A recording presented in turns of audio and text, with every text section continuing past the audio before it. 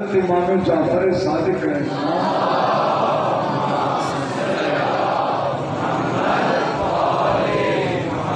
اسی مقام پر چھٹے امام فرماتے ہیں کہ امام حسین علیہ السلام نے اپنے ساتھیوں سے ایک خواب شیئر کیا، ان کے خواب سنایا۔ مولا نے فرمایا ما ارانی الا مقتولا، اصحاب کو جمع کیا، فرماتے ہیں کہ مجھے شہید کر دیا۔ اصحاب نے کہا وما ذالک یا ابا عبداللہ، اب کیسی باتیں کر رہے ہیں، یہ بات کیوں کر رہے ہیں؟ فرمایا رؤیا رأیتھا فی المنام، میں نے ابھی جب آرام کیا تو میں نے خواب ایک دیکھا۔ کل بھی کہا تھا امام کا خواب حجت ہوتا ہے، امام کا خواب حقیقت کے مطابق ہوتا ہے۔ امام نے فرمایا خواب دیکھا ہے، قالوا وما ہی، انہوں نے کہا کیا خواب دیکھا ہے؟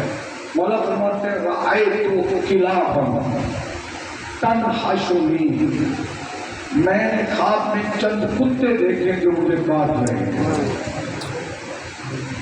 اور فرمایا اشدھا علیہ کلب ابکا، اور ان چند کتوں میں سے جو سب سے خطرناک کتا تھا یہ وہ کتا ہے جس کے چہرے پر سفید داغ ہے، اور یہ اشارہ ہے شمر کی طرف، یہ شمر کی طرف اشارہ ہے کہ وہ کتا مجھے سب سے زیادہ کاٹ رہا ہے۔